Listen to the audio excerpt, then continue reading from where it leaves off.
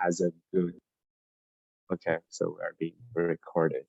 Okay, great. So the second thing I was saying that was the combination of like the law school, business school, as well as undergrad. So I would, by joining Yale University, I was able to take courses in the Yale Law School, so which I benefited a lot from. So I think like the access to other education opportunities, and thirdly, the financial aid was a major factor for me. I was actually decided between Princeton and Yale, and it seems that Yale has a very good financial policy, so that really persuaded me. Yeah, so those are the three reasons. Okay, yeah, and those are really valid reasons, I guess, especially for the financing options you can get from Yale. Yeah, let me first just get rid of the annotation. Yeah, sorry about that. Yeah, okay, good.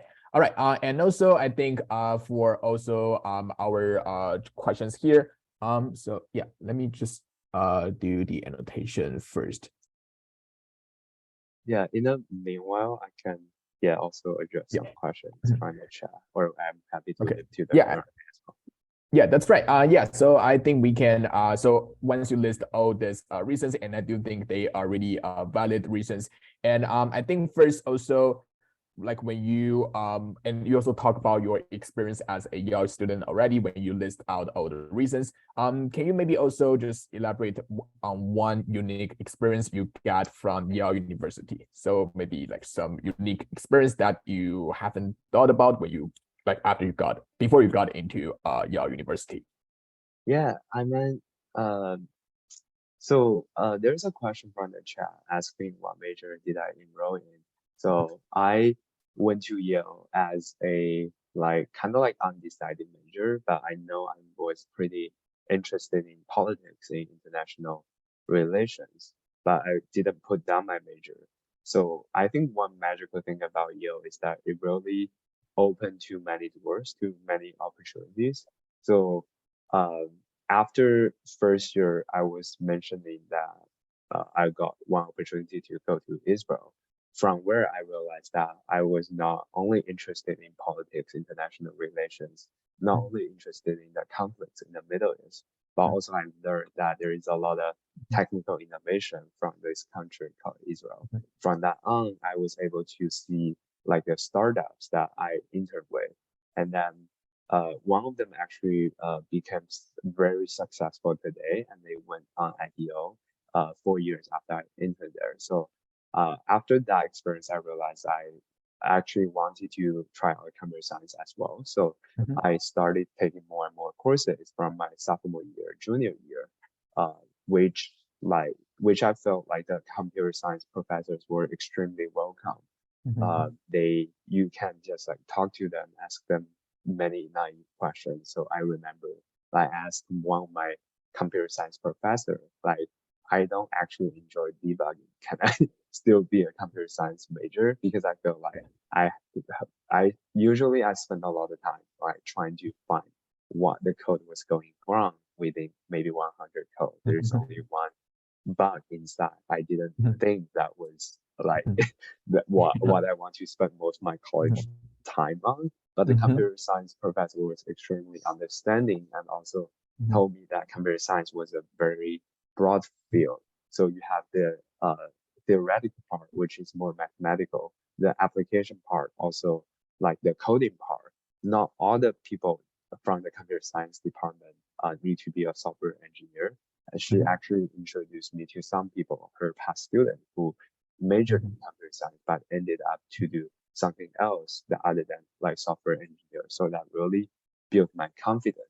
So the moral of this story is that many experiences at Yale, I think like it's just like being supportive, and also like the people around you will just tell that if you want to do something, you can. Yeah, don't like just like discourage yourself, because nobody around will discourage you. Even like the professors who are like had a lot of experiences, like knowledge in this field, they will just treat you very equally, and also support the best they can. So I think that kind of experiences from both the Israel fellowship and also my conversation with my professors was super memorable for me. I see. Wow, that's pretty impressive because you can get all the supports from the top professors, I guess, because I mean those professors are definitely the experts in their fields and they also support their students as well. So of course you can get a really unique experience when you get to Yale University. And just do you want to do a quick survey? So does any of you guys want to apply to Yale when you actually apply to college? If you would like to apply to Yale, you can type 1 in the chat. Let's just see how many of you guys want to be like the yeah, so want to go to yeah, Huahao's school as well. What? Okay. All right. Yeah, so I think the other interesting finding is that for our last talk, we invited a student from Stanford University, and she also applied to the school with a like the declared or intended major as political science. So I think around, and she also applied to college around the same year as you did. So I think around that unstable political environment, we kind of all wanted to study politics, but also once you got into college, like when you really got into college and start taking all the courses, you will also have a better idea on what you want to study and also what you may want to like say major in, right? Right. Okay, Yeah, great. precisely. All right. That's right. Yeah. Okay. So yeah, thank you for sharing your experience as a Yale student. And also just despite like all this unique experience you have at Yale University, is there any difference like between your expectation and also with your experience at Yale? Like before you got into Yale, do you have any like different expectation on your college life?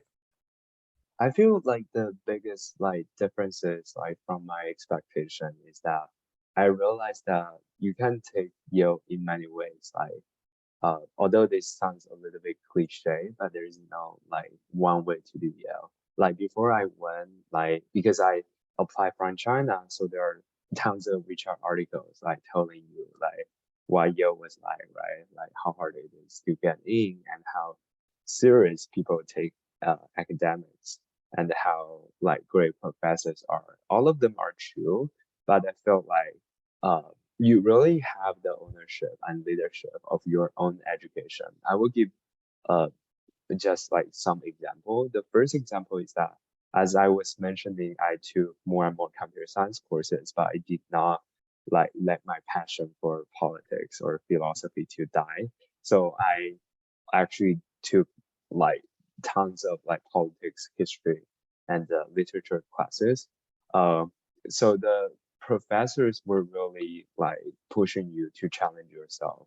Like I remember I got like a B plus for one of my essay. Before Yale, I was like a straight like student, and I realized how come I only got a B plus, and I went to the professor like trying to understand like his like reasoning behind the grading. So from that discussion, I realized that to write a good philosophy or politics paper is like not just high school. You like analyze some concepts and then you apply what you learn in class. The professor is actually expecting something more, to have a more original thinking, to like really like say something that actually matters, not just say something that is correct, but something that you have to push yourself. You have to question your own point of view. So from that on, I realized that it's not just the grade that matters, but also like Yale is one opportunity you really put yourself to a situation where you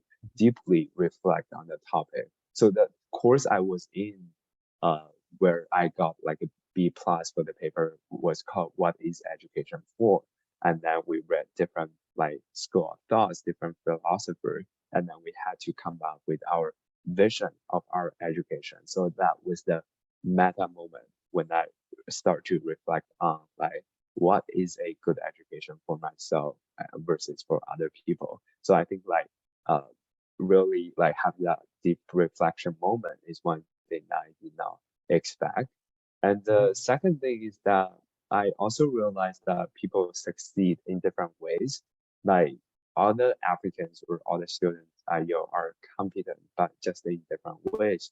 You might feel like you are not the smartest person in your class, in your math like calculus class or in your linear algebra or proof-based math class. But it is fine. Like everyone ended up doing well. Like people like go out to do different things. People went to med school, went to law school if that's what you like, and people went out to do different NGOs or entrepreneurship. So there's not just one way to measure success. So I think like from high school, that kind of like a mindset of competition, we have to get into colleges because that's only one way to life to move forward to like this stage that people can go out to do different things. So I think that's pretty different from what I expected. Okay, well, thanks. Yeah, so I guess for like when I was in high school, it's like our ultimate goal was to get into a top university. But once you got into like a college, and also Yale actually treasures personal success and also your strengths as a student. So I think that's actually a really good aspect about Yale. And I think we also have some questions from the chat about the majors at Yale University. So maybe we can also just talk about those questions in the chat as well. So maybe we can start from the top majors at Yale. So just from maybe your perspective, can you give us like maybe the top 3 majors at Yale? The top 3 majors are usually economics, politics, and English.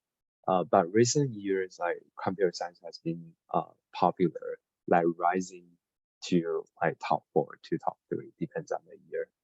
So Yale is like historically pretty strong in the humanities. Well, okay, I see. Because from my impression, L is really good at like as you said, like say English and also maybe politics and philosophy. So those kind of majors. I haven't thought about like the computer science major at Yale. Yeah, So it's also becoming popular nationwide. Okay, and also just one last question about the major. Does Yale have a good medical major? I guess that would just be for med school, I think. Yeah, Yale does have a good med school, but it's just not undergraduate like Yes. education. Nor do we have a business major in undergrad. Okay, I see. All right, thanks so much. All right, yeah. So I think my next question, and also maybe some of our students will be most interested in, is actually did you apply to other colleges, and also how did you make your college list? So I think for our students here, so are you guys like say senior right now, or maybe juniors?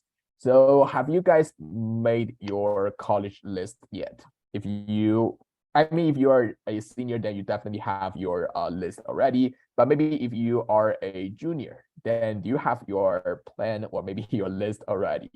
Yeah. Okay. Yeah, so for this question, yeah, this is Yeah. a good question. So for me, I applied to 10 colleges in the US. Yeah, of course, you have to apply to other colleges. So, Yes. also, just a disclosure, like anything I said here is just like representative of myself, not Yale University or any sort of organization, because like this is just my own narrative. So back to this question, like how did I make my college list? So I think there are 2 type of schools that I apply to. The first one is the Ivy League colleges that do provide financial aid or need to lend financial aid to international students because like coming to the US, like paying for 4 years is not possible for my family. So I had to apply to those top colleges to get financial aid. The second type of college I applied to are those liberal arts colleges that don't necessarily have a good have like a top 1, top 10 ranking, but they do have really good educational quality, but also provide financial aid. So those are 2 type of colleges that I apply to. Those are that go to our like question of like what criteria do you use to make the list. I think the first one is absolutely the financial one for me, but that might not be applied to everyone in the audience because I know like a lot of parents are super supportive of their children. But the second and third point I've been talking about could be relevant to you or your children. The first one I think is like asking the question like where where would I grow the most? Like what kind of culture would I thrive in? Even for colleges that have a similar ranking, like their culture could be totally different. Like for example, I was picking Princeton like versus Yale. Uh, those two are super like good colleges in the US, but I feel like there is a huge culture differences where Yale is like more known for its like community based or more laid back. People are more liberal. People would like go onto the street to protest to uh like show up for the causes that they believe in. For example, back in the 1960s, people like Yale students like stopped classes to protest the Vietnam War. Whereas in Princeton, people tend to be more academic. Like there is a lot of great research being done at Princeton. For example, Einstein was at Princeton. It was a very good place for like academic research. But I didn't think that I will go out to become professors or do a PhD in the future. So I think like the more community oriented like culture would suit me better. And the third thing is also like the future plan wise, like what kind of like major or what kind of like educational level you want to achieve.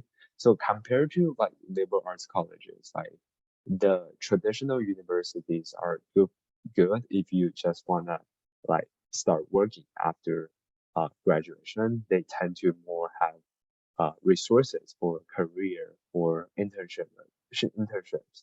Whereas for liberal arts education colleges, like you will get a lot more access to your professors because the class size is just smaller. So that is good for you if you want to apply to law school or med school or even go on to get a PhD in the future because your recommendation will just be more solid because the professors actually know you much better than sitting in a big classroom of 100 people. So those are pros and cons in terms of like, different colleges that you pick. Yeah, you really need to think a little bit about your likelihood like of going to one route versus the other, like in terms of future plan. Yes, I think you need to also think about like the most important factors you would like to do before you have your list. So those are things you want to put into consideration when you make your list. Okay, all right, thanks. And I think the next part here, we want to also know a little bit more about your application profile because we are definitely interested in how we can get or improve our application profile to get into like say Ivy League or just to get a better application result. So I think we can first, maybe you can first share your application profile and then also you can just maybe tell us what is your most important application factor when you apply to colleges. There are two most important application factors in my opinion. The first one is your personal statement and also other essays. The second one is the recommendation letter from your teachers. I will elaborate why those are most important compared to like the standard like SAT test or other GPAs. So I mean, like don't get me wrong, you definitely have to get to a certain level of academic performances to be able to thrive in those universities. So GPA and the SAT is just like a like one requirement to make sure that you can academically thrive. But just don't take it to the extreme, thinking that only the people who will score more than how many like points would be able to have the chance. So it's really a holistic application. I say this not you would think that this would sound similar to many college admission officer. What would they tell you? But actually, in fact, they might do things differently behind the scene, but they did not. Like I take my personal case as one example. Like I did not have a perfect SAT score. Like compared to my peers in my high school, I don't think my SAT score was on the top because like first I didn't prepare to like I did not prepare to like study abroad until maybe 1 year and a half before I applied to college. So I did not like take those like SAT tutoring And second, I did not have enough time to do the SAT all over again, like unlike many people who start preparing from, say, grade 9 or grade 10, who did it probably like 3 or 4 times. I only had a chance to do my SAT. So, but with that being said, I did have like a strong GPA because I work hard in school and also like perform well academically. So it's really a holistic factor. Nowadays, you can see more and more schools are like way differently like on SAT because they know that it's one test that you can prep for very long. And I honestly think that as a native speaker who take the SAT, if you have a reasonable like level of logic, SAT is not a differentiating factor. Like it really has a lot to do with how much resources you can get or how familiar you are with the test. So I would say definitely GPA is very important, like because it measures your performances over the years. So try to like keep a strong GPA and do well in your SATs first. But I probably spent way too much time on the standard testing, but yeah, but I know that, yeah, thing, but that's also important, right? Because you need to get a certain bar for your like say academic performance, because especially for the top colleges, they want to make sure that you can survive academically right. in your colleges. So they that's not the only factor. So I think of course you need to get to a certain level, but that's not the decisive factor for your Yeah. college application. Right. There are many high Yeah. scoring applicants, like probably Yeah. That's right. And you mentioned that like your personal statement and also your recommendation are the most important factors, right? So could you please also share like briefly your experience on how you write your personal statement, and also how did you get your recommendation letters? Yeah, so like about personal statement, I think I made one mistake in my early decision round. So I applied to Williams College in my early decision round, and that was deferred, but finally got admitted later in regular round. So I think one mistake I made in my personal statement is that I was trying to write something interesting, weird to try to be eye-catching. Uh, because like I I think that would be one strategy that could make myself stand out. But later on, as I talk to more and more people, I realized that what I really need to do instead of being like special, uh, like writing something weird, is that I really want to ask myself like what voice do I have? Like what's my if there's one thing, only one thing I want people to know about me, what would that be? How is it different from other people? Like if I'm the only person in the world who can write that essay, what would that be? Like there's no other me in the parallel universe will tell that story. So I really think about my background, like my who I am as a person instead of just trying to be eye-catching. So I went ahead to edit my essay, started a totally new different story, telling about my own educational background coming from Chongqing, like went to an international high school called United World College, how transformative that experience for me and my reflection on education, like the societal issues on education. So I think that that's what made me stand out. The second point, like recommendation letter, I would say that recommendation letters should be coming from people who really know you very well, not necessarily someone important. Because like the admission officers care about the content more than who wrote it. So I asked to teachers who I built a long-term relationship with over 2 years, and they actually know who I am and what kind of students I am. Because the goal of application of the recommendation letter is to see what kind of students uh, someone would be in a classroom. So they don't necessarily look for the same type of students, although there are some common traits that they look for. For example, curiosity, like uh, maybe like curiosity, I think is very important, and the ability to think critically. But there are many forms one can take to show that Mhm. curiosity. So I think people who knows you would like demonstrate those qualities very Mhm. well with compelling examples. So I think Okay. really, Yeah. start building strong relationship with your teacher early on would be beneficial. I see. Wow, thanks so much. So I think those are really helpful advices for our audience as well. Yeah, so just to sum up a little bit, so for the in terms of the recommendation letter, it has to come from people who know you and be able to write better content, and also just to put some real comments on in the recommendation letter.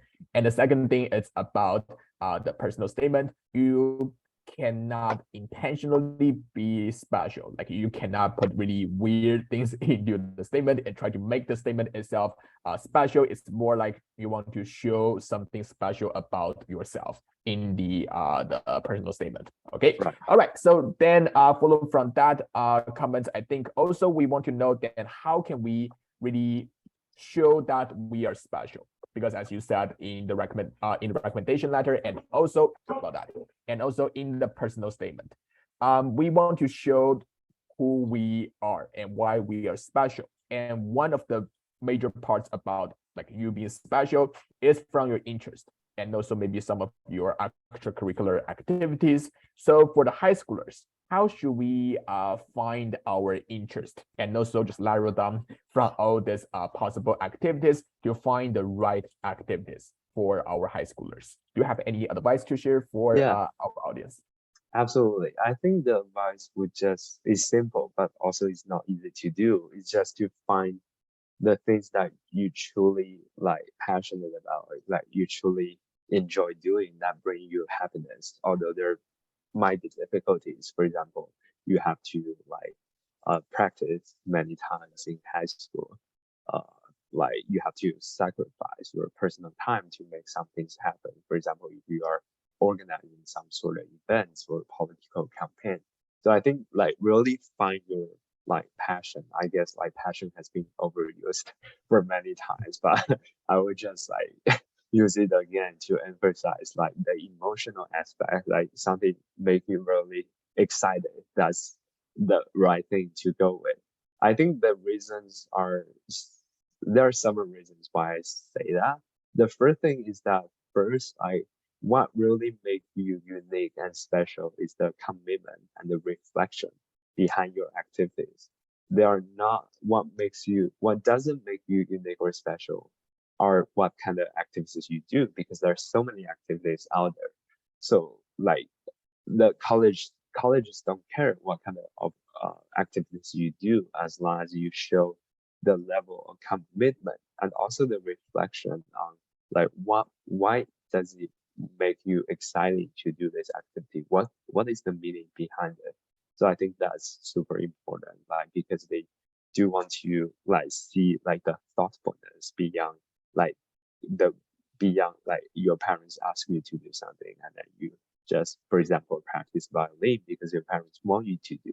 So that's, I call it soulless. We want to find a soul behind the passion. So I think that's something super important. And then related to that advice, like how do you find your interest or passion? I would just say, uh, try as many things as you want. Like I know there are tons of clubs and activities out there, like in American high school. But also on the other hand, if you don't find something that you are super interested, but don't feel like afraid of trying something new or starting something new. If you don't see something in your school, you can just like bring like-minded people to start something and try it out. Don't be afraid of failure. And then yeah, make your like own activities, if you will. Okay, yeah, that's quite a good advice. And do you have any specific examples from your experience? Like, did you start any activities when you were in high school? Yeah, I started a summer camp for middle schoolers in China who did not have opportunity to get exposure to international education, uh, such as the high school I went to. I felt super lucky because I got one scholarship, like to go to this international high school. Like the stories is it goes like that. I found out this high school 3 days before the deadline and then applied and then got a scholarship. So that experiences was very different and even transformative in my personal growth because I was able to see like how the IB curriculum was helping me to become a more critical thinker, and like how I really felt that the personal qualities I had in Chinese schools really translate into something that the international education truly value.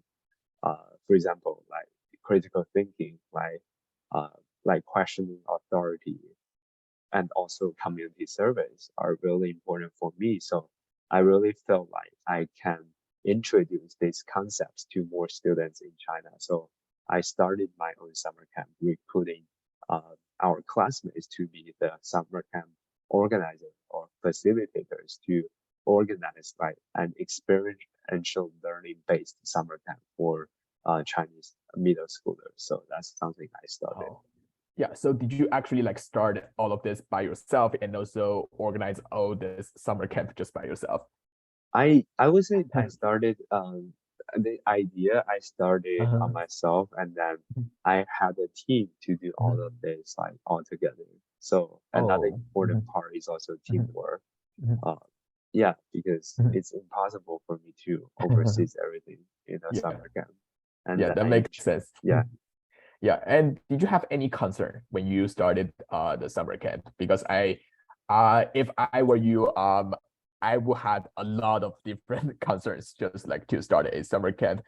So did you have any concerns that bother you, and also how did you resolve those concerns? Yeah, there are many concerns, but they don't bother me because I was not easy to get bothered or discouraged.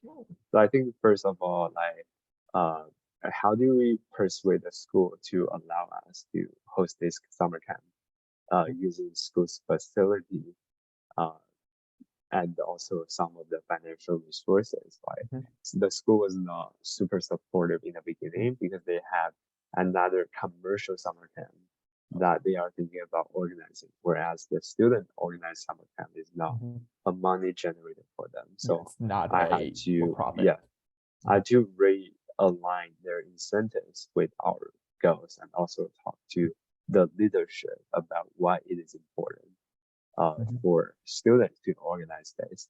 And second, I would say is also the lack of experiences from our part, because although we have a good intention to introduce those so-called like international education and also critical thinking through the summer camp, but we also have to question ourselves, like, are we really qualified as educators, as students who might or might not understand those qualities? So that I also wrote that as part of my personal statement, like the reflection on a role of educator in society and question ourselves. So I think we went through a lot of group discussion to clarify our role, as well as got some help from people who had past experiences. So in short, like, know your limits, but don't be discouraged. Rather, like, seeking help, because you are not alone. There are so many people who have done things before you, and people are happy to help.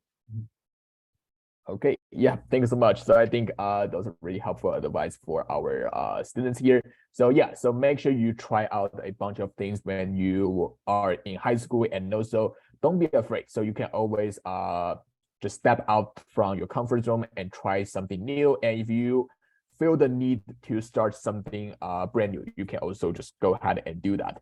And I'm sure that you can get all the supports from your family and also from your friends and your school as well. So just don't be afraid and try out a bunch of new things when you decide on your interest. Okay, all right, thank you so much, Huahao. And I think that's all my questions about your application for now. So maybe we can also talk a little bit more of your major, because I know a lot of our students here would like to major in computer science. So yeah, let's do a quick survey. So did you guys want to major in computer science when you were in college, when you like actually got into college, or if you want to do something related to computer science? Anyone? Okay. All right, yeah. So yeah, you can see computer science is actually a really popular major as well. So I think for the next question here is, about computer science. So I think you also answered this one already. So why did you choose computer science major? Yeah, I feel like computer science like open many doors for you, like both technically and also other opportunity wise. Like as we all know, we are seeing the digital transformation in every aspect of society. But I want to emphasize though, that's not the only way you can open to opportunities. For example, if you want to go to medical school, like the natural segue is to study biology, or I know people who study literature but fulfill those requirements. So I would really encourage people to think like why they want to study computer science. Maybe it's the job prospect, maybe it's like their passion for logic or puzzles or problem solving. So like have one reason before you want to start with this major. And then second, like how did I choose this major? I just mentioned like before I got super interested from my fellowship experiences in Israel, and I took a couple of courses to try out. Not it was not a super easy major because like coding involves a lot of time commitment and you have to be very able to pay attention to details and also understand the high level logic, but it's not difficult on the other hand because you get a lot of support from the staff and from your students. So we often like tackle problems that discussing the problems that within a group. So you really learn to work as a team. So I think like yeah, have initial interest and try out a couple courses to see if you like it. If you don't like it, like I think there are many ways that you can like find your personal strength. Just don't like compel yourself to do something that you are not good at or you don't enjoy it because in the long term it's not a sustainable solution. Okay. Yeah. So I think just one last question from my end. I'm sure that you have heard about like all the hiring freeze from the top tech companies recently. So if we put that into consideration, would you still recommend computer science major to our high schoolers? Like, do you still think this like will be a like a bright choice to major in? I feel like I think my answer would still be yes, because like first of all, like you can literally do anything else, like even if you major in computer science, because I really want to like emphasize like college is more than just getting a job. If you just wanna get a job, you can just like do a 6 month boot camp and then like get super like influent in coding, like big techs nowadays, for example Google, Apple don't even require you to have like a college degree because they know like it could take many pathways to learn the technical skill. In fact, I think what college is really good for is to build your skill set and also your character in a multi-dimensional way. You not only take CS classes, but you also take other classes, for example, humanities, to teach you how to think, how to like look at the bigger picture. How do you think about like the hiring freeze, as you said? Is it just temporary or is it permanent? If so, what does it mean to me? Or what do I want in my life? So those important questions cannot just be solved by taking CS classes.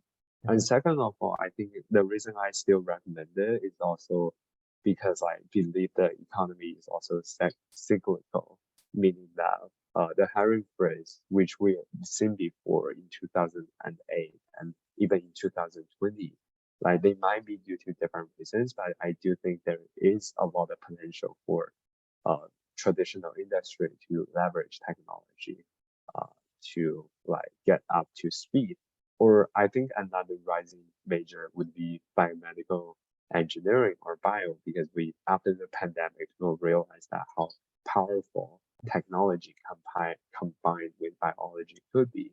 So I would say like definitely there are many like prospects out there. And even like for the traditional industry, or if you want to be like a middle class or upper middle class, if you want to go into law or medicine, like you don't have to major in CS. Or yeah, in fact, it would be better if you concentrate your energy elsewhere. So just really think through your goals and who you are as a person and what kind of education you want in your college. So it's a holistic aspect.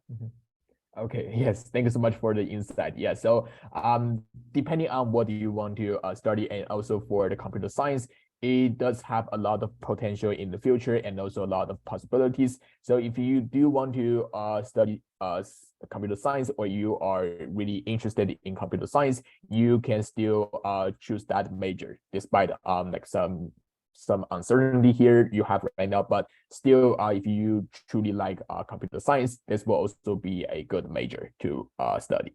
Okay, all right, thanks so much. And I think that's all the questions from my end here. And before we get into the Q&A session, because I know we all have a lot of questions to ask already, let me first show you guys some like the SAT preparation classes we have for Think Academy.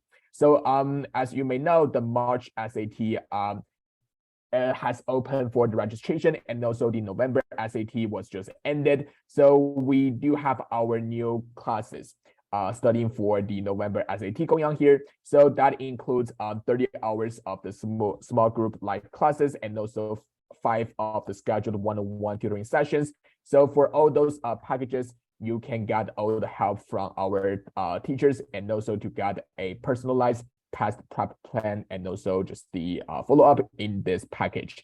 And also for our SAT course, we do have the 5 steps throughout the course package. So including the step 1 evaluation, your study plan, and also just the class content, such as your learning and practice experience, and also the in-time follow-up on a weekly basis, and also just the mock and get ready for the real task. All of this will be personalized and also effective. And so if you are interested in these SAT courses, or if you know some students or parents would benefit from this SAT class, like if they are taking the March SAT, you can feel free to scan my WeChat code here and just like add my WeChat. And also we will have the free evaluation as well, so you can also you can also let the others know about this class as well. So this will be the preparation class for the March SAT next year, and we do have both the score guaranteed and also the scholarship program. So whether you didn't get above 1400, if you have scored 1200 or above in your past exam, or if you scored high enough, such as above 1450 or 1500, you can get the scholarship, or just maybe your money back from the money back guarantee. So we do have a lot of promotion going on, and also including the price. We also have a promotional price for an $11.99. Okay. All right, yeah, so that's all for the SAT classes, and I think we can also have the QA session right now. So if you have any questions you want to ask to Huahao, you can also type your questions in the chat, and we will also answer your questions.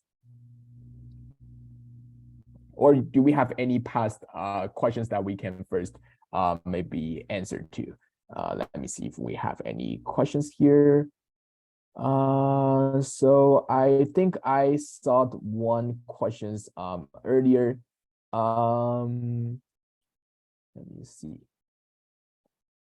So maybe something about how did you write your Common App essays, or like your like how to write the essays. I think we kind of already answered that questions when we talk about the personal statement, right? Like we can write your statements not in a weird way, but really try to show why you are special.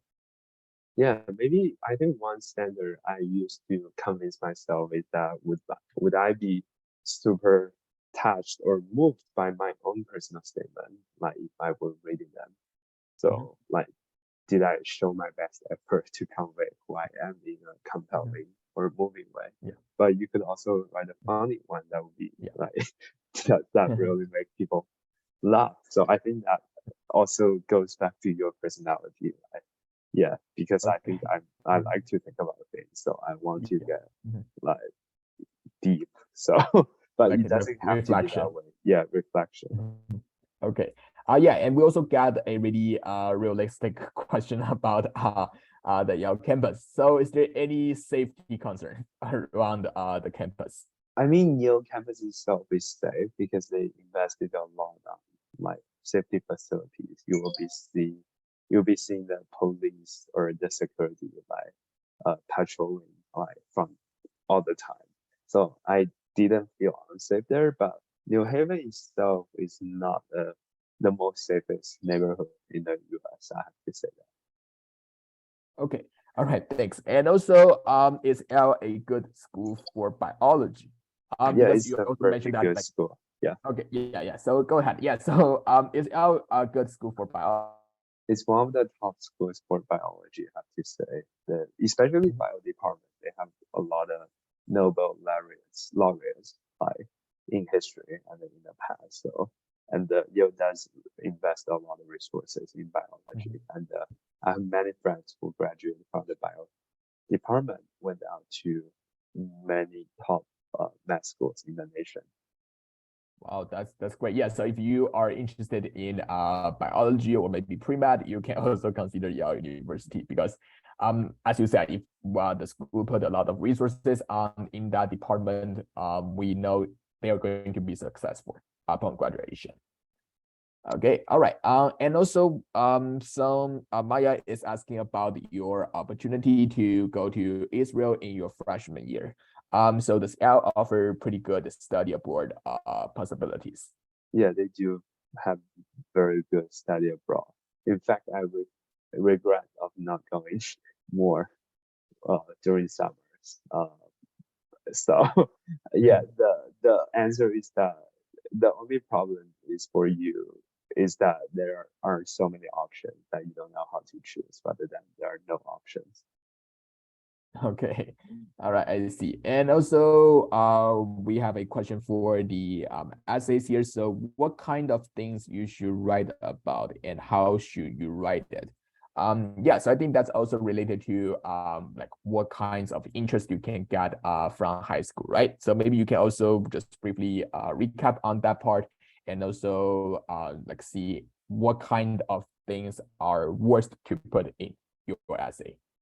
Mm, yeah, I think what you write about, there are many possibilities. Like one way I wrote my essay is to like pick a moment in my like growth in my life that has a transformative experience for me, which I wrote about the summer camp, like questioning the role of an educator in my summer camp, in my school, and even in society. So go from that specific moment to write about your emotion, write about your thinking, write about your aspiration. So that's one way to do it.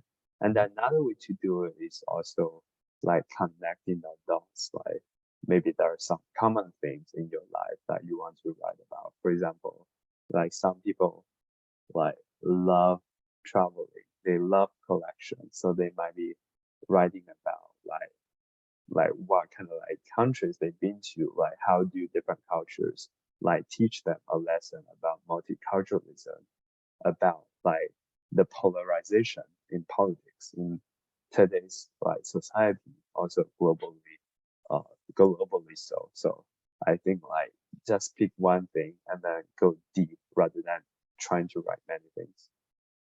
I see. Oh yeah, and also we had some questions asked earlier. So what is your background and where did you go to high school? I went to the United World College in Changshu, China. So I attended the Chinese high school in Chongqing for 2 years, and then I did my last 2 years of high school in UWC. Ah, I see. Okay, thanks. And also we have a question about your like the SAT and ACT scores. So does the SAT or ACT score matter for Ivy League college? I think they matter, but the question is to what extent. So I think on the website they have like a median and the average score. So I would Mhm, say like if you hit the median, you will have a chance. Even mhm, if you don't, you will still have a chance. Depends on how compelling your personal essay or other mhm, parts of your application is. mhm. Yeah, so it's more like a trade-off. If you have a better, say SAT or ACT score, then your other application could be less compelling per se. But if you don't have a No, no, really, it has to be no, compelling either way. it has to be compelling, like for all the application factors. Not all, but your personal statement has to be compelling because there are Okay. just so many like perfect schools out there, but Mhm. there are not as many compelling essays out there. There are I not see. that many interesting souls out there. Mhm. Yeah, Okay, I see. Yeah, and also is there any summer camps at Yale for high schoolers before applying for college? yeah, they Are have you like. yeah, I'm sorry, go ahead. yeah. Do you know any summer camps are offered by Yale for high schoolers? Yeah, there is a why Yale summer session, which high schoolers can also attend. There is another, the summer session Yale students also attend if they choose to do over the summer. So you can attend sessions with the Yale students. And there is another one designed for high schoolers. It's called YYGS. They have Mhm. different tracks. They have STEM, humanity, and law. So yeah, there are plenty of options. Okay, yeah. So I think it's quite interesting that our past two talk series, Ruochen and Shadi, they both went to the YYGS when they were in Oh, high school. So I cool. think that's Yeah. also quite a really good program, I guess, for high schoolers. Yeah. So if you haven't decided what to do during the summer, then maybe YYGS could also be something you can do or to consider. Okay, and also do colleges like Yale check SAT scores? Yeah, what do you think? So do they check SAT scores or like they just don't care about the SAT score? I think in the past 2 years they had a test optional opportunity, but I'm not sure about the future. So Uh, definitely if you submit it, then do look at it. Yeah, every data point matters. So you do yeah, so I have to think take testing seriously, uh, but yeah, don't do it like in a crazy way that you think that if you get like 160, 100, you'll be admitted. Yeah, yeah, you there's don't no have to guarantee. be perfect. Like as you like hit certain level, then you should be good. You don't have Yeah, to like really get a perfect score. And right. even if you got a perfect score, you cannot just like use that and to like just get into any college you want. So you do have to work on the other factors as well. Right. Yeah. And also, just maybe one more question. I know the time is almost up. So one more questions. Do you think applying for financial aid affects your chance of admission? So I think that's a really good question, right? So yeah, do you think applying for financial aid will affect your chance of admissions? So, I would say no, like especially for universities like Yale. Like also depends on your legal status. I know for international students, they're only limited. Like there are only seven of them who have a financial aid policy, which is called need blind. So, AKA like your need is makes no difference to your chance of being admitted or not. So if you are a U.S. citizen or have the green card or permanent residence in the U.S., like there are more U.S. colleges that are need blind. For example, like Duke, Brown are need blind for U.S. citizens or permanent residents that I know of. So go to the school website. They will say if they're need blind or need based. So, but I'm also aware that there's some scandal or rumor recently saying that there are law cases suing those like Ivy League colleges who claim that they're deep blind, but they actually take that into consideration. But I think I'm not sure about like the result of the legal case, but I'm pretty sure that they won't hurt you like significantly. I'm pretty sure it's only on some sort of edge case whether they are thinking about like two cases and then there is no compelling factors to decide which one should get in. But overall, I don't think you should be worried about it.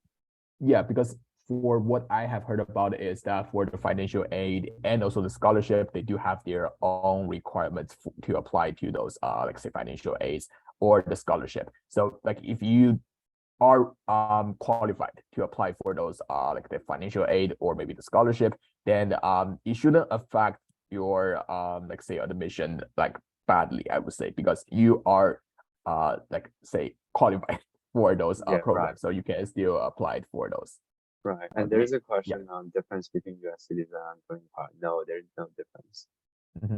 Okay, all right, yes, thank you so much. So I think that will be all the questions for today here. So thank you again for joining our like the talk today. And also just one more thing here. So if you like today's event and you want to join our next talk, make sure to join our community. So if you are using WeChat, you can scan my code and I will invite you to our WeChat community. And if you are using the Discord, such as we have a lot of high schoolers, if you are using the Discord, you can also scan the code below here and to join our community. Okay. All right. Yeah. So thank you so much, Huahao, and also thank you guys for joining our talk series here. So we definitely look forward to seeing all of you guys in the future. Okay. Yeah, thank you, Huahao. Thank you, Danny. Thank you, everyone. Thanks. Have a great Sunday night.